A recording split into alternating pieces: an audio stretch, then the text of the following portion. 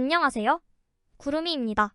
구독과 좋아요 부탁드립니다. 얼어붙은 뮌헨 축구 경기장에서 FC 아우크스부르크를 상대로 한 FC 바이에른의 골머신인 해리 케인은 62분간의 지루한 공방전을 끝내며 득점을 해나갔습니다. 11번째 분데스리가 경기에서 현재 8점 차 리드를 확장하며 선두를 이어가고 있습니다.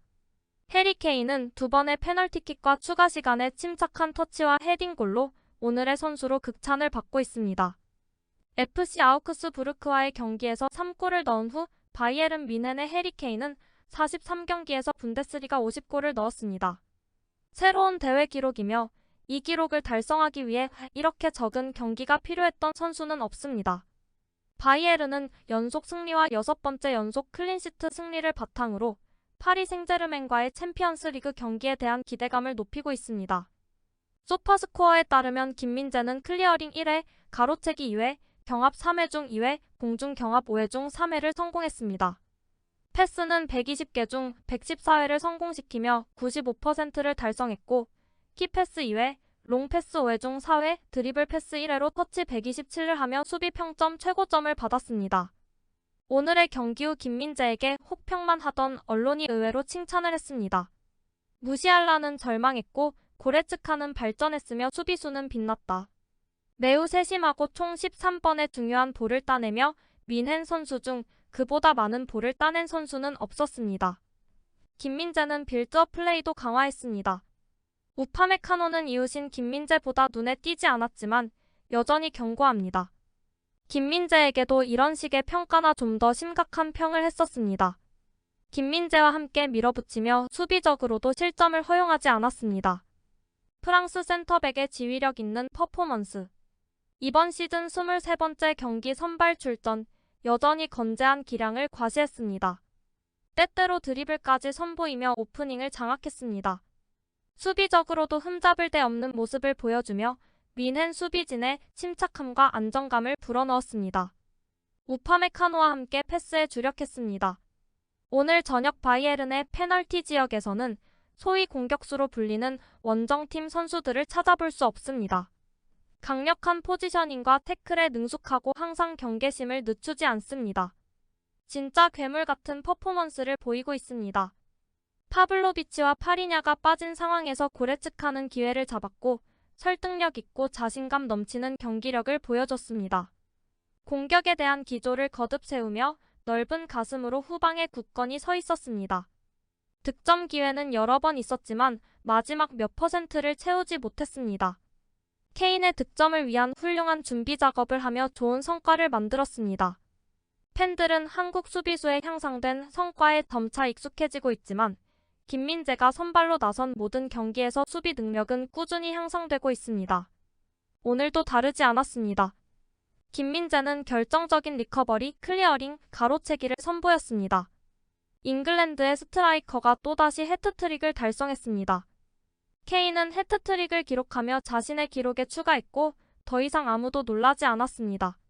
그는 슈팅을 하고 페널티킥을 얻어내고 얻은 기회를 대부분 득점으로 연결하며 스트라이커가 해야 할 일을 정확히 해냈습니다. 오늘 밤 바이에른의 승점 3점을 모두 책임진 케인은 경기 후반에 골을 놓치긴 했지만 중요한 순간에 자신의 존재감을 드러냈습니다. 큰 경기가 연속으로 예정되어 있는 바이에른은 오늘의 승리를 밑거름 삼아 앞으로 나아가고자 합니다. 우리는 하프타임에 그냥 계속 나아가고 기회를 만들어야 한다고 말했습니다. 다행히 페널티를 얻었고 거기서부터 경기가 시작되었습니다. 챔피언스 리그에서 PSG, 도르트문트, 컵에서 레버쿠젠과 함께 앞으로 큰 일주일이 있습니다. 우리는 좋은 순간에 있고 기분이 좋으며 기세를 유지해야 합니다. 오늘 골을 넣는데 오랜 시간이 걸렸지만 우리는 경기를 완전히 지배했고 어떤 찬스도 허용하지 않았습니다. 우리는 침착함을 잃지 않았고 아우크스부르크가 결국에는 개방할 것이라는 것을 알았습니다. 그들은 수비에 많은 투자를 했지만 90분 동안 유지하는 것은 매우 어렵습니다. 우리는 페널티킥에 대해 맹목적으로 신뢰하고 케인은 신뢰에 보답하고 있습니다. 외부에서 보면 쉬운 일로 보일 때가 있지만 그렇지 않습니다. 25번 연속 페널티킥을 성공시킨 것은 정말 대단합니다. 분데스리가 경기이기 때문에 쉽지 않은 것은 당연한 일입니다.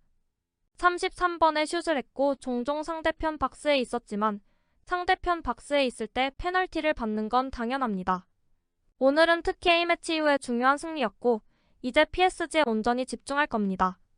전형적인 해리 케인다웠습니다. 케인은 전반전에 더 잘할 수 있는 상황이 있었습니다. 그와 같은 선수는 언제든지 골을 넣을 수 있고 케인은 3골을 넣었습니다. 우리는 항상 최고의 팀과 경기를 하고 싶어 합니다. PSG는 빅게임이고 도르트문트는 클래식입니다.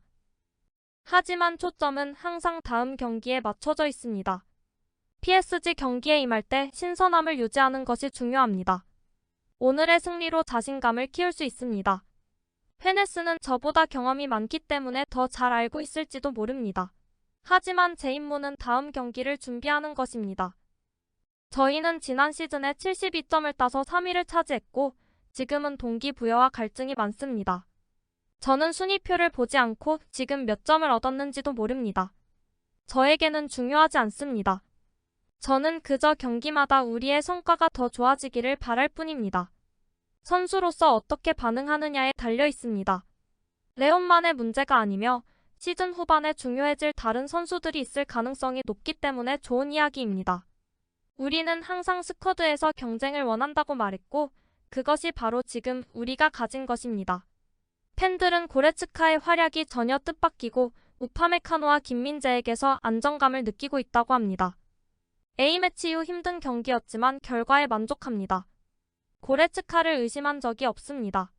파울리와의 경기가 완벽하지 않았다는 것을 알고 있고 몇 분밖에 뛰지 못해 약간 녹이 슬었을 것이라고 예상했지만 오늘은 놀라웠습니다. 그가 할 수 없다고 들었던 달리기와 패스, 그리고 득점을 2번이나 시도했고 케인의 마지막 골을 아름답게 도왔습니다. 그리고 또 다른 클린시트를 유지했습니다. 그가 경기장에 있으면 불가능할 것이라고 들었지만 오늘 경기는 올바른 방향으로 한 걸음 더 나아간 좋은 경기였습니다. 사람들은 하루 종일 논쟁할 수 있지만 그는 여전히 뮌헨에서 끝내지 못한 일이 있고 지난 시즌처럼 싸울 준비가 되었습니다. 저는 바이에른이 PSG를 완전히 무너뜨리는 걸 보고 싶습니다. 제 생각에 올리세는 계속해서 아주 잘하고 지능적으로 플레이하는 것 같아요. 그는 케인이나 무시알라에게 좋은 패스를 주고 종종 좋은 공격을 시작합니다. 그가 가지고 있는 문제는 그 뒤에 상대방을 넓게 밀어붙이기 위해 뒤에서 달려갈 RV가 없다는 것입니다. 게레이로와는 가능하지만 라이머와는 함께 좋은 플레이하기 어렵습니다. 우파와 김민재는 위험이 전혀 없도록 상황을 조기에 해결했습니다. 게다가 우파는 공을 거의 확보하지 못하는 스트라이커를 향해 끊임없이 공격적이었습니다. 또한 게임을 만드는 데에도 매우 능숙합니다. 데이비스는 다시 기계 같았고 우파와 김민재는 매우 안정적입니다. 윙어들은 아쉬웠습니다. 구독과 좋아요는 제작하는 데 큰 힘이 됩니다. 감사합니다. 다음에 또 보아요.